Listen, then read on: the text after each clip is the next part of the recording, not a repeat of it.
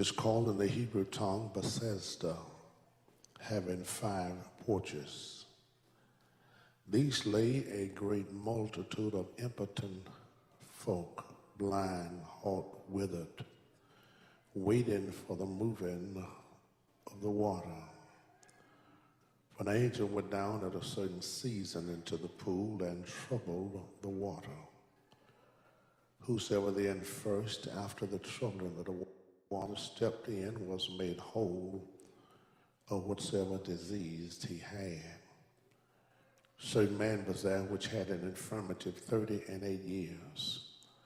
When Jesus saw him lie and knew that he had been now a long time in that case, he said unto him, Wilt thou be made whole?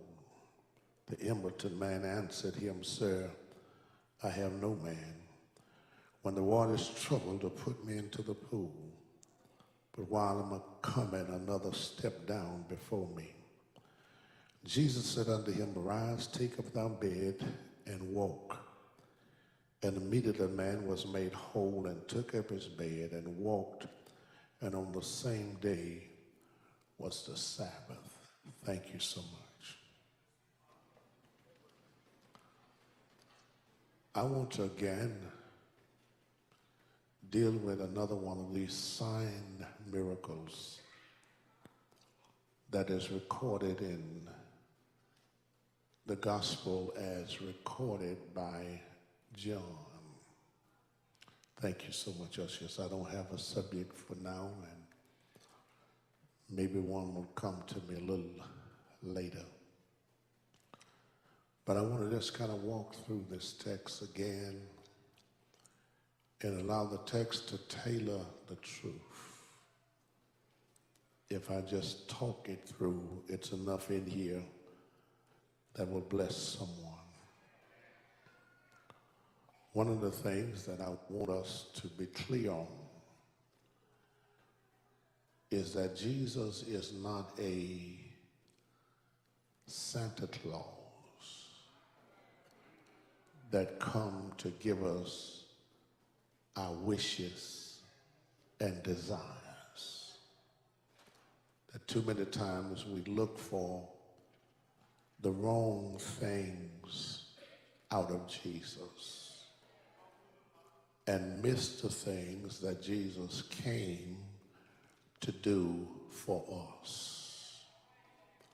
And most of the times our wishes and desires are physical things that we look for Jesus to bless us with material things, materialistic things, things we can see, things we can smell, things we can taste, things we can hear.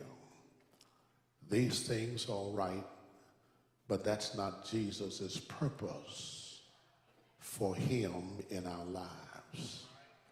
I want you, before I get too far, to go over to Acts chapter 2, and verse 22 kind of spells out what Jesus' mission was while he was on planet Earth. In Acts chapter 2 and verse 22, Peter, the penman of the text, writes and reminds us as to the purpose of Jesus.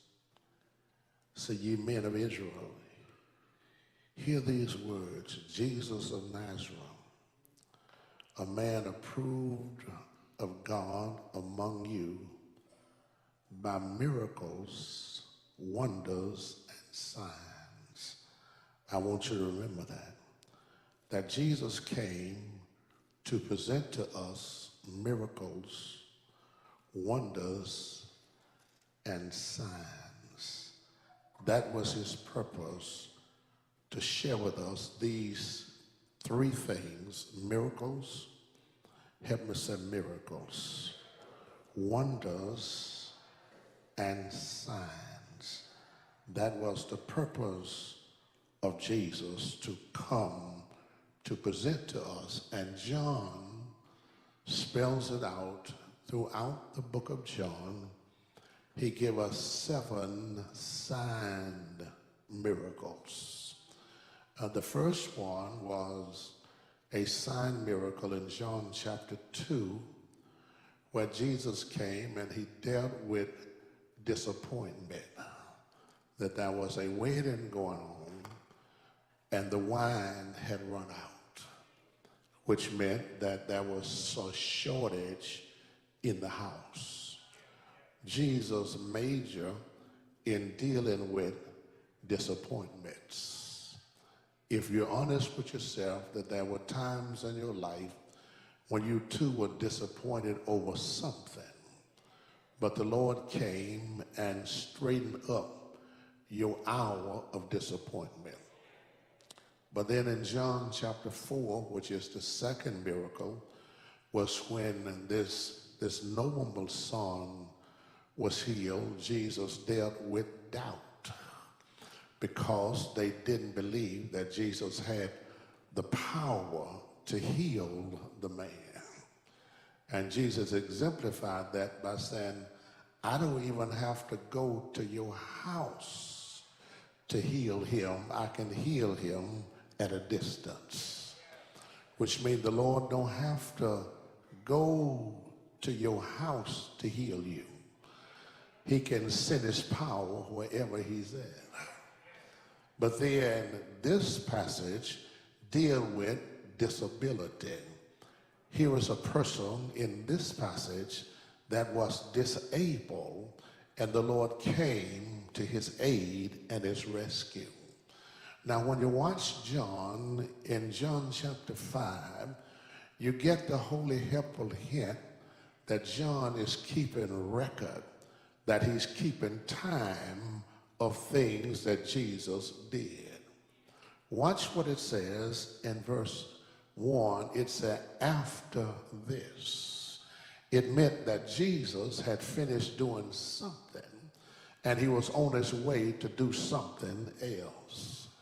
John says that Jesus was extremely busy in his days while on planet Earth. Like so, we too should be busy.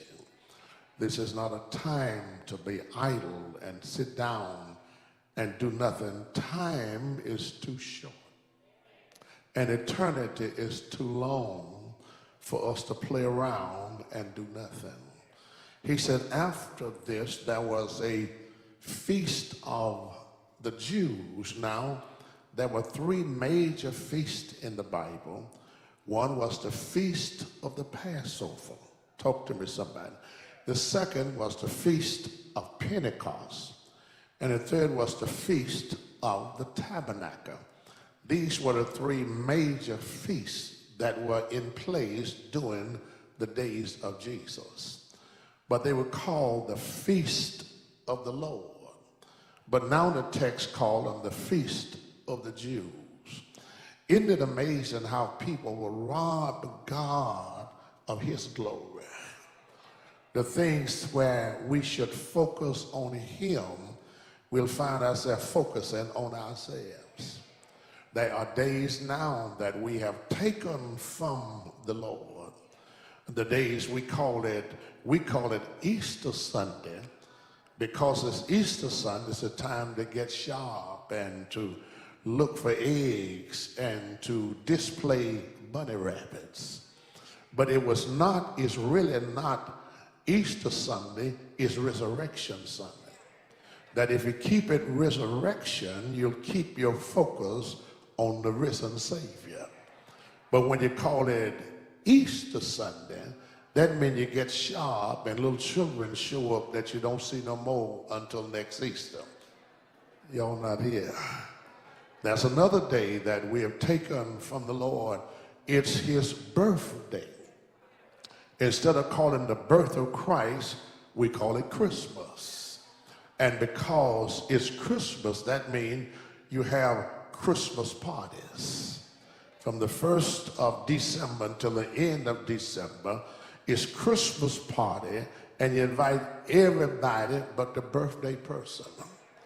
That if Jesus would show up to some of our so-called Christmas parties, we wouldn't be able to keep him because there's nothing in there that he liked.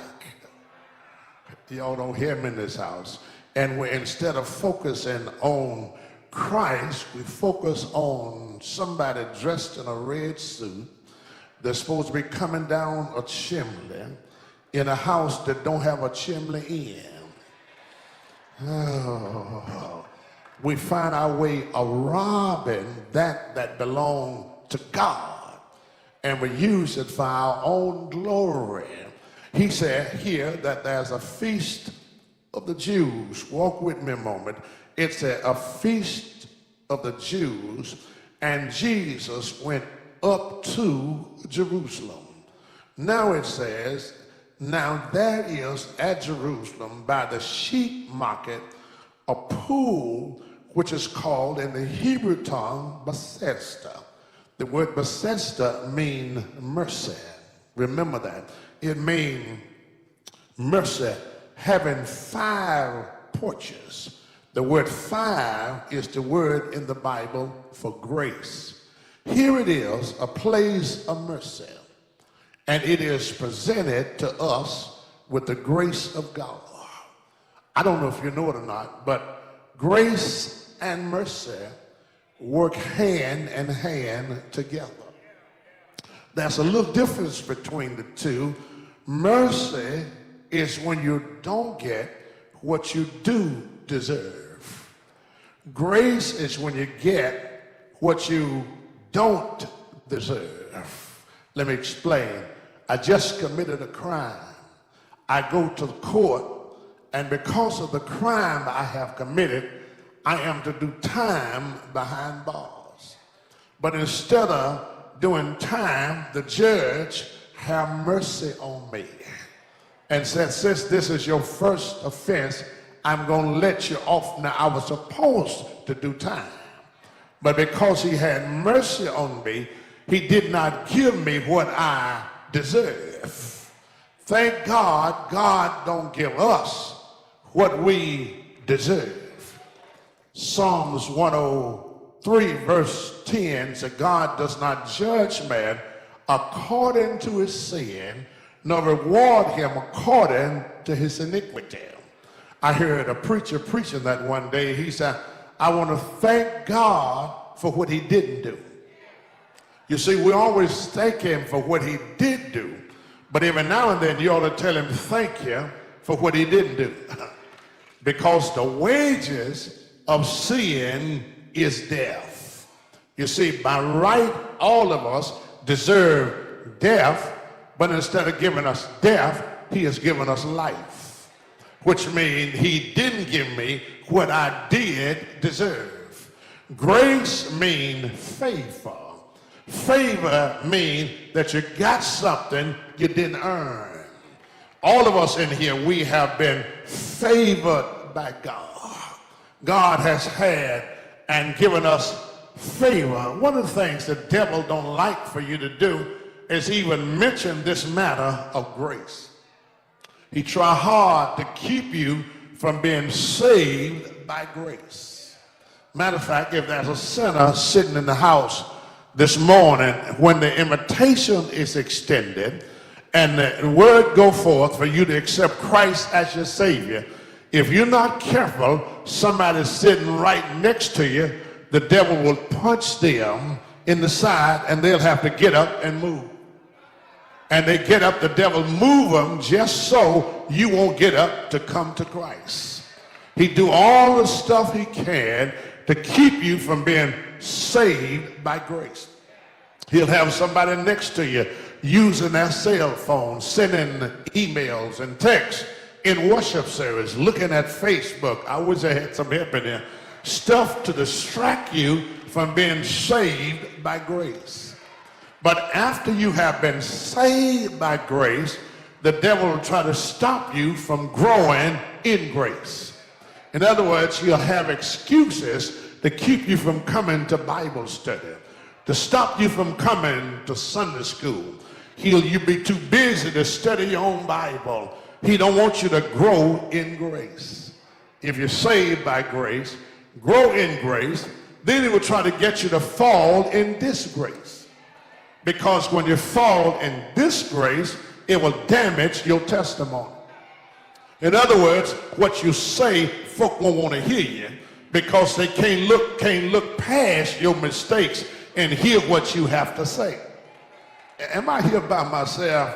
And so the 5 porches stand for grace. It was his grace. The Bible said, then watch the problem. There lay. Everybody there was laying down. Nobody was moving. They were laying. Then it said they were impotent. That means without strength. Then they were blind, which meant they couldn't see. Then they were halt, which means they were crippled. Then it said they were withered, which means useless. Y'all don't like me. People had then serious problems. They were at the gate, had 5 porches. It was kind of a hospital where the weak, the weary, the wounded, without strength, came to lay and die. They were all in serious conditions. But it also described the condition of people now. It really described the state that we're in right now. That all of us have a serious problem. Number one, we have a problem with disappointment. I'm looking at somebody here now. Your heart is broken right now because of what someone has done to you. And you can't get past what they did or what they said. And it's wearing you down. You get up with it on your mind. You go to work with it in your heart. You come home looking at it. Every movie you see remind you of your disappointment. Talk to me if you can. But I'll stop to tell you that God can solve all disappointments.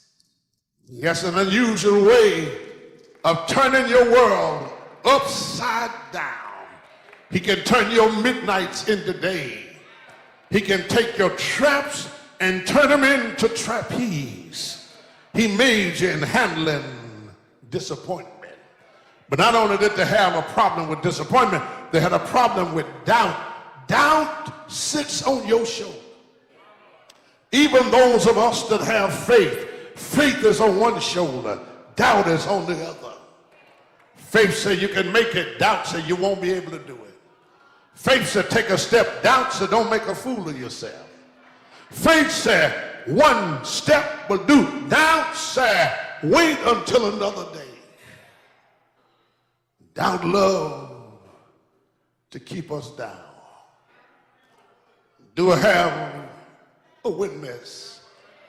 But then there is what you call disability. That means you want to do stuff, but you're not able to do it. Oh, y'all don't like me in this house. You want to do it, but you say, I don't see how I'm going to survive. Here's what I must do. Validate your weakness.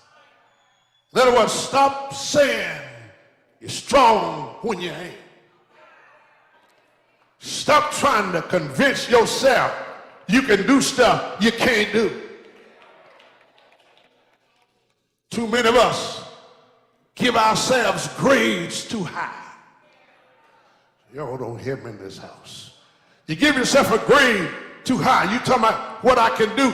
You can't do it without Christ. But if you have him,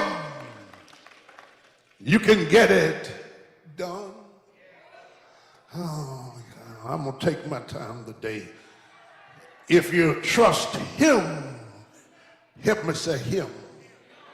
Jesus come to wrought a miracle. Deus, Greek word for miracles. It means power. It means strength. It means might. Meaning what I cannot do, the Lord can do. What I'm not able to do, God can get it done. Is there anybody here have already experienced a miracle? The best way to describe a miracle is this way: something that can't happen, but it happened. Something that's impossible to be done, but it was done. I don't have to go far to see a miracle. All I have to do is just stand up in the mirror. And I see a miracle every time I stand. Maybe I'm the only one in here that can attest to the fact that I don't look for a miracle. I am a miracle. Better take somebody like I was, turn their life around. Can't nobody do it but the Lord. The Bible said there lay a great multitude of impotent folk. Now here's the problem. If it was one that had strength, it'd be all right. But the whole multitude was weak. Y'all got your Bible somewhere. They were impotent. They were blind, which meant they couldn't see. Halt, which means they were withered. And then they were waiting. It's so hard now to wait. Waiting is one of the most difficult things on planet Earth to do now, because we're so used to having it right now. We can't wait at a red light. We sit there, and because the light take 30 seconds to change, we're restless. When is it going to change? Why is it taking so long? We can't wait for other folks to get in the traffic. We pull up to keep them from getting in. We go to McDonald's. Can't wait on a Big Mac. Sit there. If it take 2 minutes, we start looking in the window. What are they doing with my food? It's taking too long. They sell cars now, not because of how they look, but because of speed. How fast it can get from 0 to 60. And you take off flying like a bat out of hell and ain't going nothing but to the next block. Turn around, but we can't wait on nothing. We don't even use our stoves no more. It takes too long to cook. We put everything in the microwave. Have we got any help in this house? You can get a $50 phone to do anything you want to do with it, and that's call. That's all you need to do with it. Call whoever you're going to call. We spend $1,000 on a phone because they say it's quicker.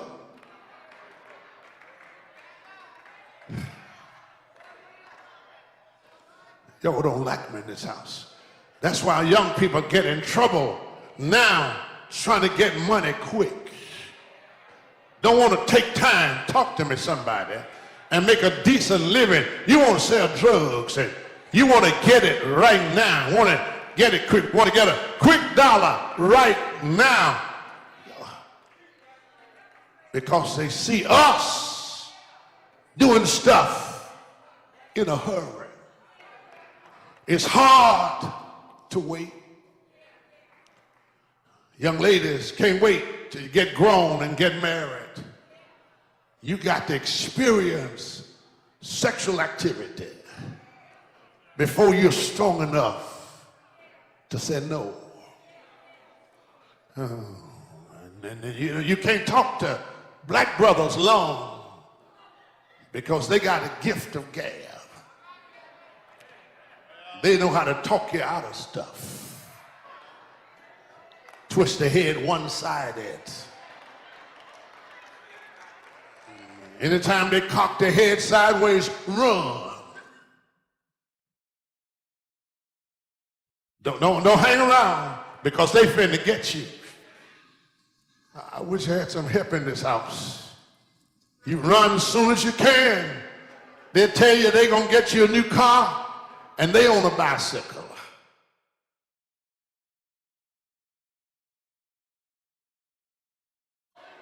So hard to wait. But they were waiting on the moving of the water, because a certain season of the year an angel will come and trouble the water. And whoever was the first one that stepped in after the troubling of the water, they were made whole. Wait all the year, blind, halt, withered, lame,